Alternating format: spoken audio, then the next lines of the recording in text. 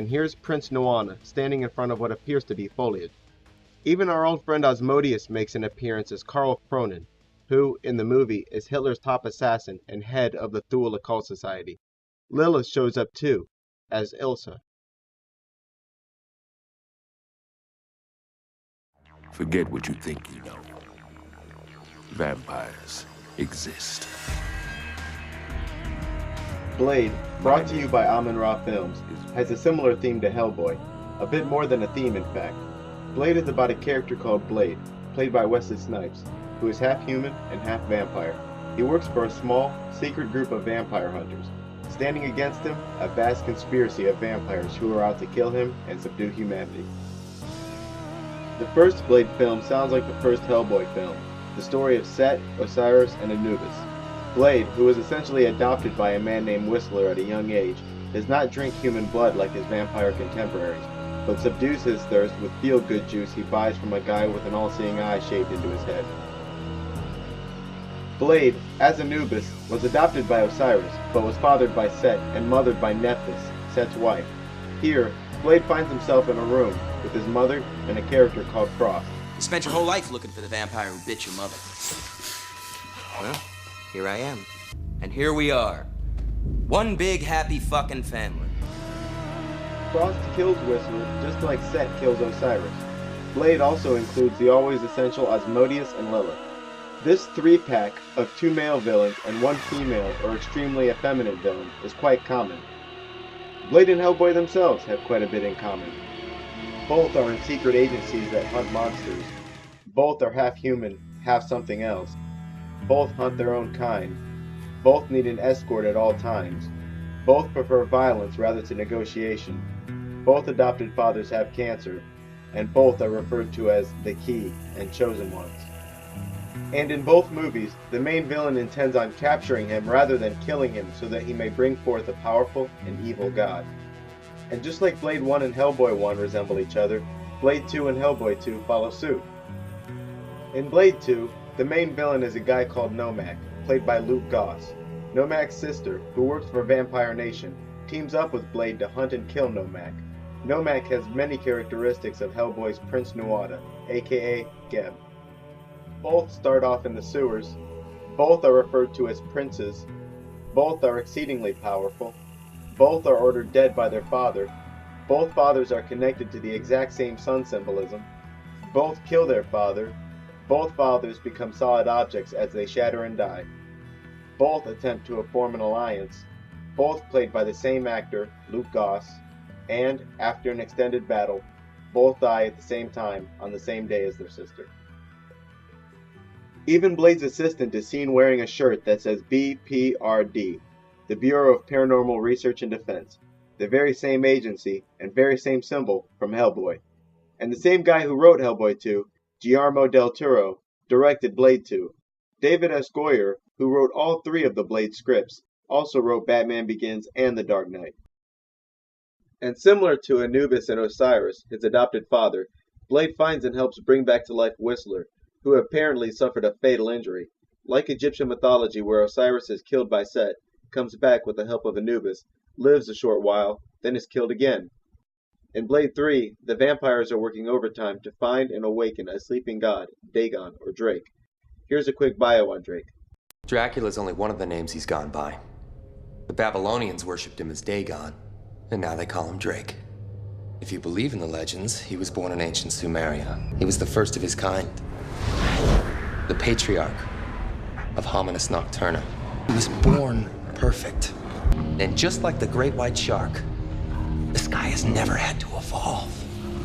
Forget the movies, forget the books. There's no happy ending with this guy.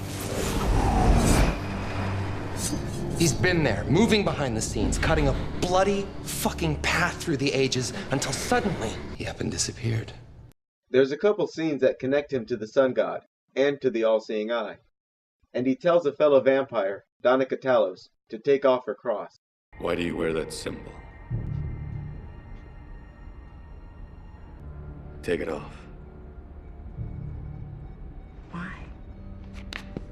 I will make you a better one. Dagon is an ancient Amorite and Sumerian god first recorded 4,500 years ago. Dagon is mentioned in the Bible as the god and king of the Philistines. Horus appears to be played by a woman, Abigail Whistler, seen here standing in front of posters with falcons on them, and here standing next to a TV that says Sun and the Moon. Horus is depicted as a man with the head of a falcon, and it is said that Horus's right eye is the sun, while his left eye is the moon, and that the moon is so much dimmer because of Horus's fight with Set that left his left eye damaged. I like your tattoos. Do they mean anything? Well, they may, because if you look at the tattoos, they appear to be sixes, like Hellboy's true name. The Lion King is yet another film that appears to be derived from Egyptian mythology. It appears to be the story of Set, Osiris, and Horus. The Lion King is about a place in the Africa savanna called the Pride Lands. Populated by every sort of creature in peace and prosperity, the Pride Lands is ruled over by a lion named Mufasa. Then you have his brother, Scar, who is jealous of Mufasa's popularity. He eventually hatches a plan to get Mufasa and his son Simba killed so that he may rule the Pride Lands. His plan partly succeeds as Mufasa is trampled to death, and his son and heir to the throne, Simba, hides in exile. Scar, now the ruler of the Pride Lands, merges it with his own kingdom of hyenas. Scar's reign soon becomes a failure as disaster and famine strike the Pride Lands. Simba, now older, returns to the Pride Lands, has a massive battle with Scar, and reclaims the throne. This is exactly the story of the Egyptian gods Set, Osiris, and Horus. Osiris was the ruler of Lower Egypt during a time of peace, prosperity, and justice. His jealous brother Set ruled Upper Egypt and hated Osiris's rule and popularity. Set is the Egyptian god of chaos, storms, and evil. Egyptian mythology is terribly inconsistent from text to text, Set being among the few exceptions. He's universally considered dark and evil. In this song, Be Prepared, Scar's lair looks increasingly like hell. So prepare for the coup of the century. Be prepared for the murkiest scam. Meticulous planning, tenacity spanning, decades of denial. Set soon conspires to kill his brother Osiris in a remote place with no witnesses, just as Scar did. But Set only partially succeeds, because Horus, the son of Osiris, was still alive and fled into hiding. Set merges Upper and Lower Egypt and begins ruling them both, and brings both to failure. Eventually, Horus returns. A great battle ensues where Horus's eye is injured by Set, and alas, Horus defeats him. Some Egyptian texts even claim Set had Osiris trampled to death, just as Mufasa and Whistler were. Tomb Raider, starring Angelina Jolie, shown here zooming out from the right eye, is basically the chronicles of a female Indiana Jones. The first Tomb Raider contains the rather overt Illuminati symbolism. The people of the light built a great city in this crater where they worshipped the triangle for its ability to control time. It gave its possessor a power that could be used for good or great evil. Their abuse of this power led to the destruction of the city. To be sure no man would ever again wield this power, they split the triangle into two pieces and hid them at opposite ends of the earth. With a secret society known as the Illuminati, devious, dangerous men who seek to fulfill an ancient prophecy by reuniting the two halves and attaining the triangle's awesome and terrible powers. In Hellboy 2, the unstoppable weapon was Sekhmet, the Eye of Ra, who was so dangerous and powerful that control of it was split into three pieces. In Tomb Raider, it's the Triangle of Light, sporting an all-seeing eye, and that was so dangerous and powerful that control of it was split into three pieces. The all-seeing eye, portrayed as a non-sentient ultimate weapon, is quite common. Tomb Raider has traces of yet another familiar story, the story of Set, Osiris, and Horus, with Laura as a female Horus. In legend, Set kills Osiris in a remote place with no witnesses, like Lara Croft's father was killed, and as usual, Set is attempting to reach godhood. At the end, the final battle of who would rule between Horus and Set, Lara Croft and Manfred Powell race to the top of a pyramid. Like Lion King, Horus is victorious.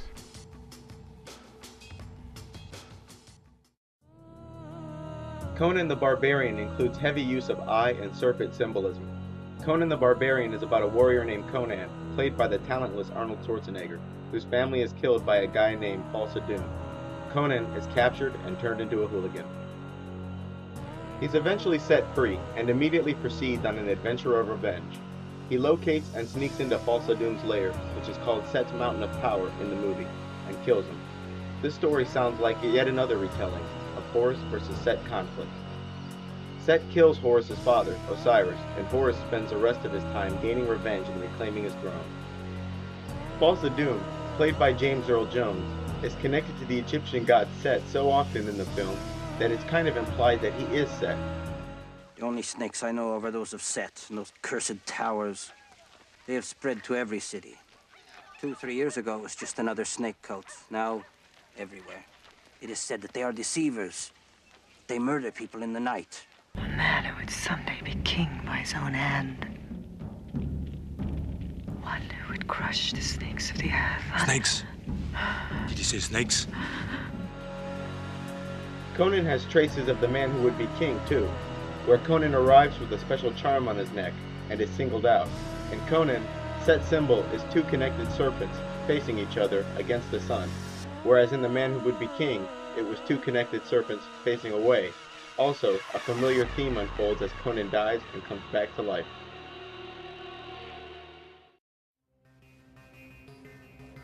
The general characteristics of the Antichrist in film is as follows.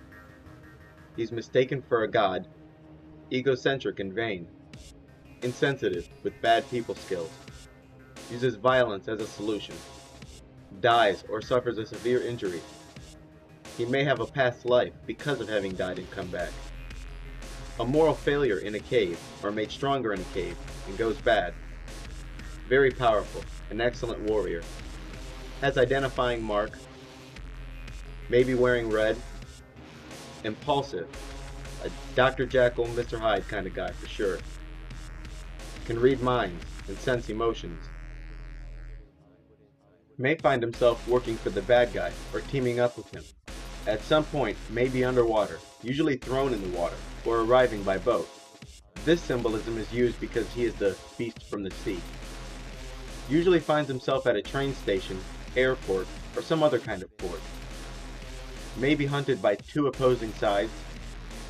At some point, this character meets a witch doctor, tries to spare the innocent, can see in the dark, has special heritage, half human, half something, etc. Sordid past, and popular with women. The main villain may want to rule with him as opposed to killing him. This character's biblical name is the Beast of the Earth. In the Bible, this character enforces the power structure of the Antichrist, and, naturally, is often depicted as coming from below. This character is also extremely powerful, highly intelligent, bent on pure destruction, has disdain for life, and is often connected to the sun and all-seeing eye. It's not likely that the Illuminati, who has managed to commandeer the world, are obsessed with fictitious characters and fictitious events born from myth and legend. What's more likely is that they are obsessed with real characters and real events while making us obsessed with their fictional counterparts. And if, after all of this, you still don't believe something very strange and very real is being told, I can't help you. Well, I hope you learned a bit about the movies you watch, and maybe even the world around you. And now, it's your turn to share with others what you know. Good luck, and thanks for watching.